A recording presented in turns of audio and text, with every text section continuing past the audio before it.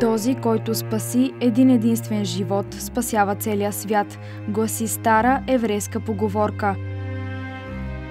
В нощта между 9 и 10 март преди 80 години България спаси света 48 000 пъти. Живяхме най-трудните моменти, да чакаш почти смъртта. Но оцелехме.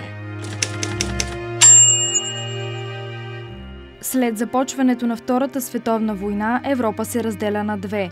По това време България пази неутралитет.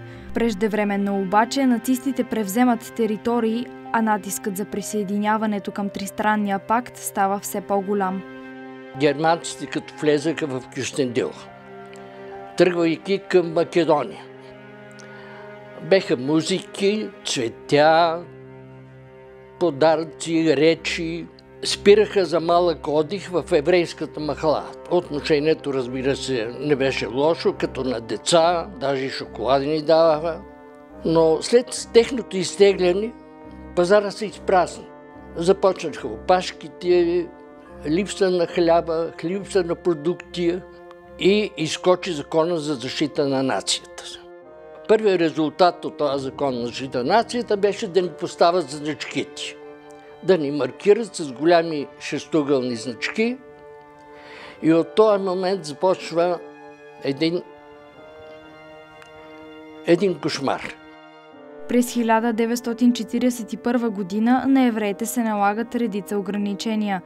Забранява се на евреите от Кюстендилската градска община да пазаруват от магазините и пазара по-рано от 11 часа всеки ден, да посещават следните обществени места – кината в неделя и други празнични официални дни, както и никакви танцови забави и вечеринки, движение по площада Свети Кирил и Методий и булевард Тодор Александров, освен по работа. Започнаха да минават самолетите за бомбардиране на София. Те нощно време се виждаха много хубаво. При една луна виждахме ги едно бучение грама, много силно, и като погледнахме ги виждаме, те са стотици. И искахме да се скрием в скривалищата, дето моите родители и родителя са го копали и са го правили. Там пишеше на входа за евреи забранено. Така че и там не влеземе.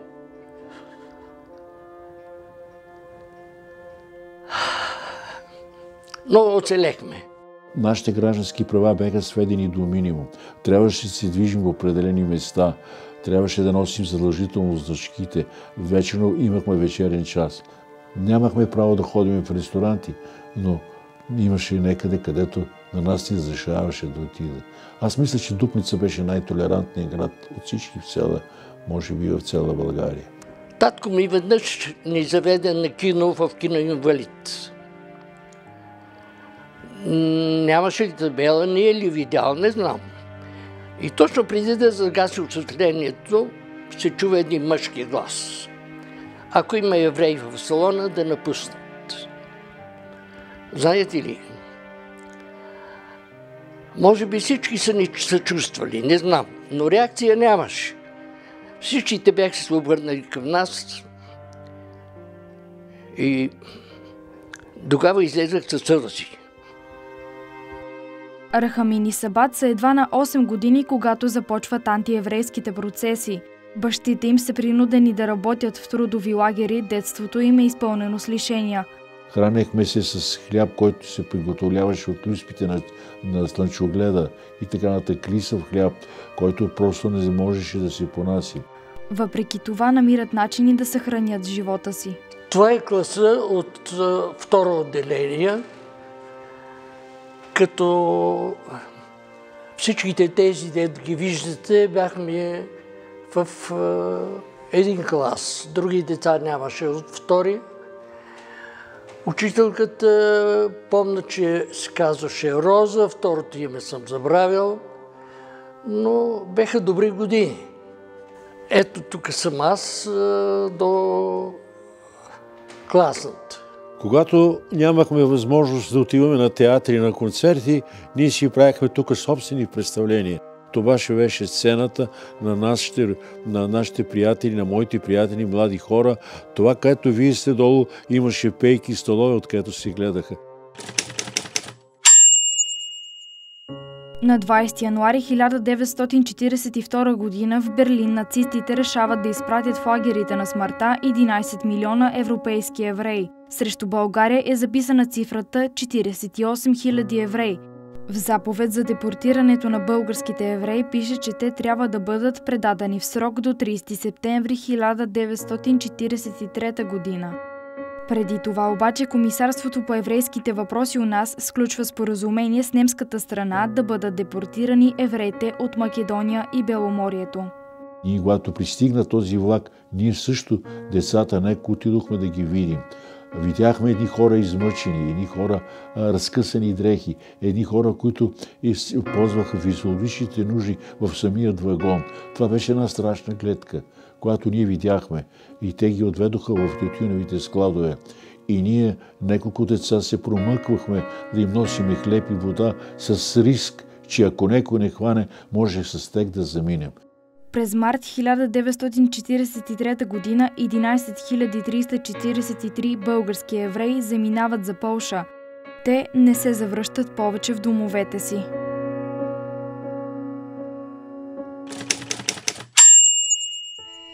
Постепенно еврейските семейства разбират, че на 10 март трябва да заминат извън пределите на България. Вие знаехте ли къде отивате тогава? Сега се опитвам да кажа, че ние не сме знаели. Аз чувах от родителите, непрекъснато говориха, че там дете се ходи, връщане няма. На майка ми не беха останали сълзи вече. И бехме се наоблекли с много дрехи. Седиме в един ъгъл на кривата и чакахме да дойдат. През това време влиза баба Маца, тя е хазайката ни, която е една прекрасна жена. И тя казва на майка ми: оставете го него, ние ще го гледаме, пък вие като дойдете, ще се берете на ново. Отговорът на майка ми беше, че където всичките, там и той. Цяла нощ живяхме най-трудните моменти, да чакаш почти смъртта. Някои хора не можеха да издържат, горе имаше балкон, даже искаха да се хвърлят, за да не могат да преживеят това, което ще им се случи в бъдеще. Но дойде голямото събитие. Сутринта рано в 4 часа мина човек с един мотор от тук и каза: отменя се заповедта на депортиране, заповедта е от цар Борис. Това беше най-големата радост в живота ми. Това нещо никой път не съм го живял. От смъртта да се възрода, да бъда жив. Аз наистина съм признателен на българина. Някой вече са ме го урчавали, ама това е нормално. Но обичам България. Години по-късно става ясно, че депутати от Кюстендил и Дупница изиграват ключова роля в решението за отмяна на депортацията на евреите от така наречените стари земи. Това са народните представители Димитър Икономов, Димитър Пешев и Петър Михалев, които убеждават вътрешният министър Петър Габровски да спре депортацията. Знаете ли, сега като си спомням, че аз трябваше да бъда в лагера, да ме изгорят в пеща, да убия. Представяте ли си, това нещо е избегнато, не съществува. Че дадохме живот на много хора в България да творят. А ако това не беше се случило, ако не беше нашето поведение, ако не беше тази взаимност между българи и евреи, ако не беше тази помощ на правителството, на цара, беше много по-лесно да не защити. И затова свалям шапка на българския народ и който това съм го направил до сега,